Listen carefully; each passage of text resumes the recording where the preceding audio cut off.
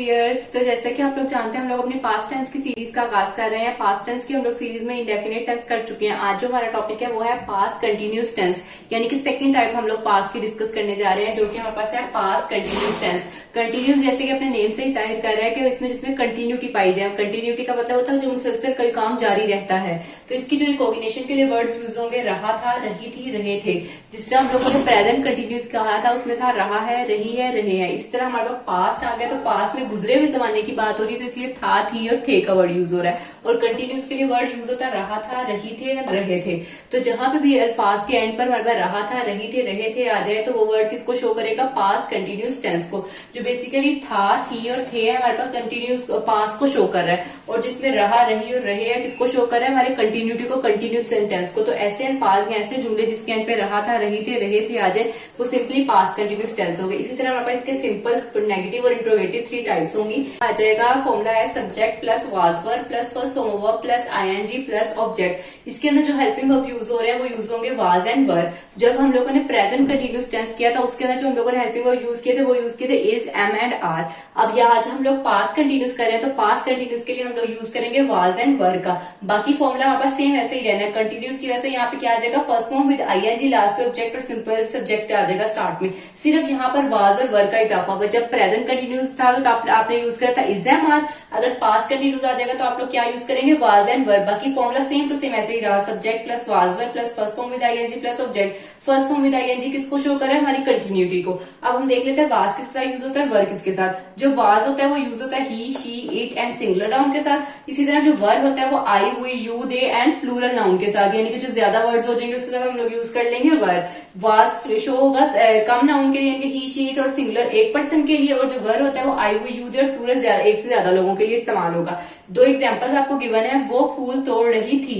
अब वो है स्टार्ट में, एंड पे वर्ड क्या आ गया? रही थी। तो रही थी किसको शो कर रहा है? पास्ट कंटिन्यूस को। और स्टार्टिंग में क्या है? वो। तो ये वो किसको इंडिकेट कर रहा है? शी को इंडिकेट कर रहा है। तो आपके पास शी आ जाएगा। शी के साथ क्या लगेगा? हमारे पास वाज, शी वाज।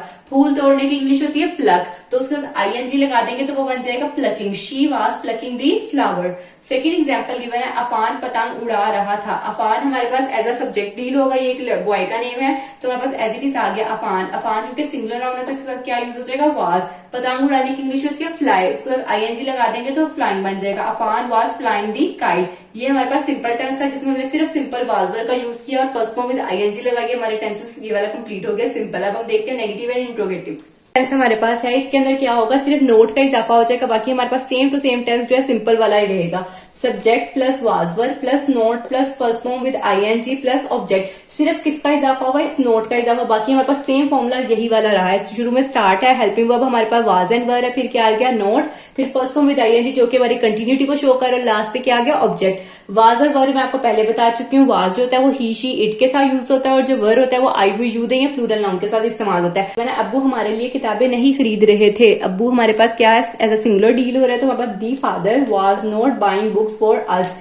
अब हमारे पास जो अब्बू की इंग्लिश आ गई दी फादर, उसके बाद वाज हमारे पास हेल्पिंग वर्ब आ गया, नोट एज इट इज आ गया, फर्स्ट फॉर्म बाय खरीदने की इंग्लिश होती है तो आईएनजी लगा देंगे, क्या हो जाएगा? बाइंग। बुक्स हमारे पास एज ऑब्जेक्ट आ गया और हमारे लिए, ये ऑब्जेक्ट के बाद आएगा फॉर अस, हमारे लिए। वी की सेकंड फॉर्म, वी के जो दोबारा नाउन के लिए यूज होता है, ये हम लोगों ने प्रोनाउंस के टॉपिक किए थे, उसमें प्रोनाउंस के आगे हम लोगों ने पढ़ा था कि जो वी का प्रोनाउन होता है वो अस यूज होता है, ठीक है। तो वो बाबा इसलिए अस आ गया। The father was not buying books for अस। जो अब्बू है हमारे लिए किताबें नहीं खरीद रहे थे। सिंपली हम लोगों ने वाज के बाद क्या इजाफा कर दिया? नोट का। बाकी हमारे पास सेंटेंस एज इट इज रहा। एग्जाम्पल गिवन है बच्चे गली में नहीं खेल रहे थे।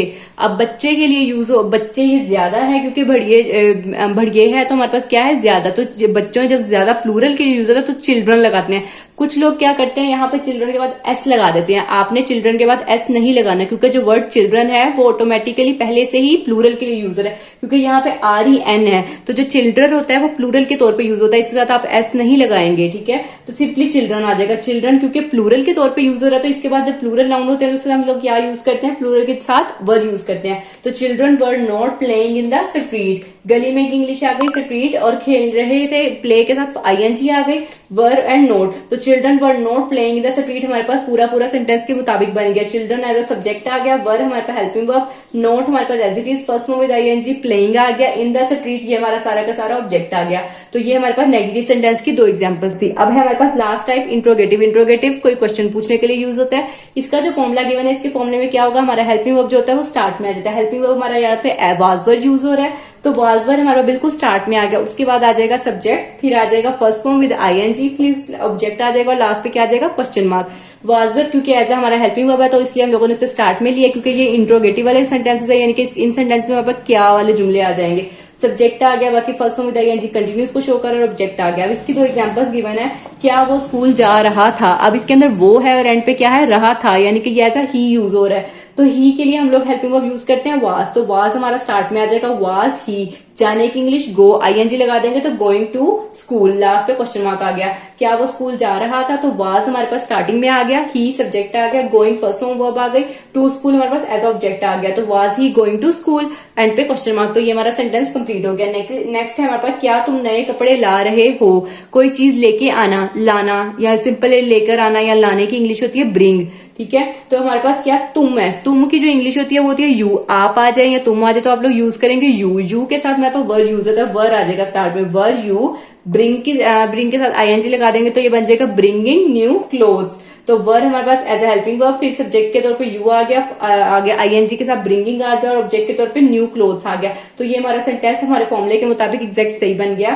क्या तुम नए कपड़े ला रहे हो, were you bringing new clothes, last पे क्वेश्चन मार्क आ गया। तो ये हमारा इंट्रोगेटिव वाला सेंटेंस था। तो आज के टॉपिक में हम लोगों ने पास्ट कंटिन्यूस टेंस को शो किया। कंटिन्यूस जो होते हैं हमारे में उसके अंदर कंटिन्यूटी को शो करता है, वो काम जो मुसलसल हो रहा होता है। तो इसके लिए रहा, रही, रहे यूज होता है। और क्योंकि पास्ट में था तो हम लोगों ने साथ में था, थी, थे लगाना नहीं भूलना। तो ऐसे अल्फाज या ऐसे जुमले जिसके पे रहा था, रही थे, रहे थे आ जाए, वो पास्ट कंटिन्यूस को शो करते हैं। ये सिंपल टेंस था, ये नेगेटिव और ये इंट्रोगेटिव। सिंपली इसमें हम लोगों ने वाज और वर का इजाफा किया और फर्स्ट फॉर्म के साथ आईएनजी लगाई। बाकी हमारे पास टेंसेस वैसे ही थे, सिंपल पास्ट में एज इट इज, नेगेटिव में नोट लगा दिया, इंट्रोगेटिव में स्टार्टिंग में ले गए हमारा हेल्पिंग वर्ब और लास्ट पे क्वेश्चन मार्क आ गया। I hope you will understand well. Thanks for watching.